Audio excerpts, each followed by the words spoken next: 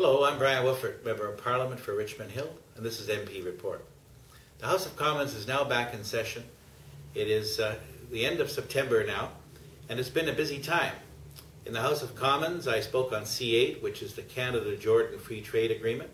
Again, Canada, needing to expand our markets, has signed an agreement with Jordan, with the Hashemite Kingdom of Jordan, in terms of expanding our trade and investment links. I certainly believe that we need to do this, but we need to do it also with a broader perspective from a multilateral standpoint. And there is the Gulf Free Trade Zone in which countries as diverse as Algeria to the United Arab Emirates are part. And Canada needs to be much more aggressive, not only in the Middle East, but in the Asia-Pacific. We have no free trade agreement with any Asia-Pacific country at the present time, although negotiations are still going on, particularly with Korea dealing with automobile access. We're still negotiating with Singapore, but our friends and allies like the United States, the EU, have been very aggressive in doing agreements. The Japanese have signed free trade agreements with countries as diverse as the Philippines and Mexico.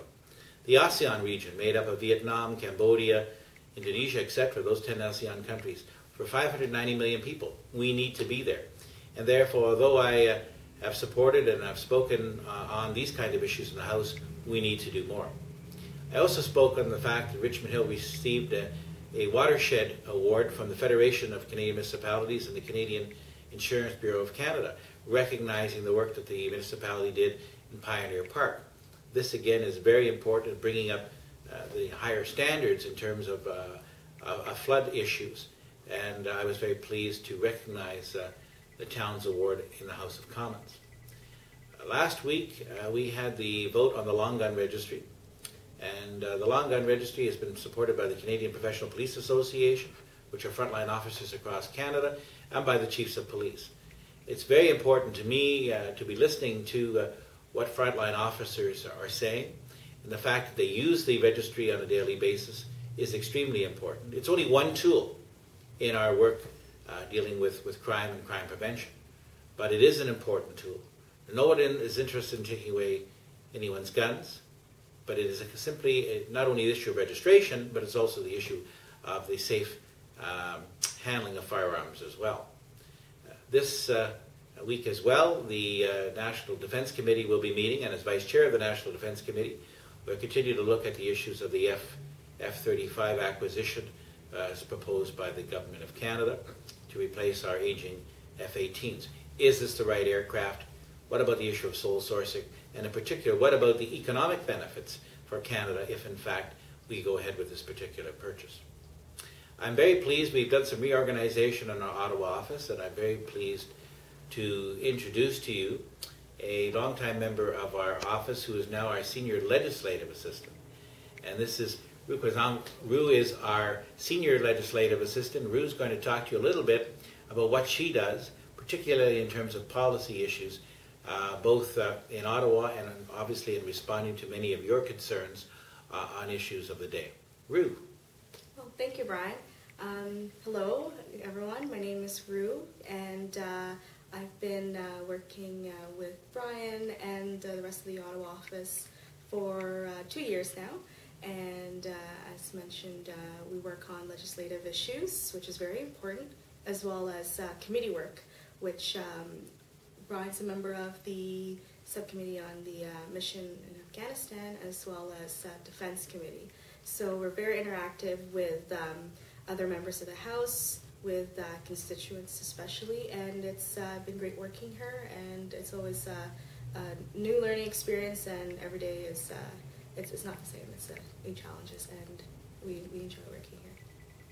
I would point out that you're only as good as the people who work with you. And therefore, Rue's assignment dealing with the Special Committee on Afghanistan, we're looking at the future of Afghanistan, what, if any, Canadian role will be. It certainly will not be of a combat nature. And one of the jobs that the Leader of the Official Opposition, Michael Ignatieff, has given me is to be the alternate on the Afghan detainee document issue, working alongside Stefan Dion. And this, of course, is an issue which the question really is, was there torture, and did the Government of Canada know about it? And therefore, we will be meeting with the jurists, 3 recognized jurists, deal with what information should be released to the public and obviously to Parliament. The issues surrounding both defense and Afghanistan keep us very busy. But then we also deal with private members' legislation. We deal with other government bills. And also we have the opportunity to work with our international partners, particularly ambassadors and high commissioners, both as the chair of the Canada-Japan Parliamentary Association, the Canada-Vietnam Parliamentary Association, and the Canada-Indonesia Parliamentary Association, all three of which I chair. So it is going to be an interesting fall.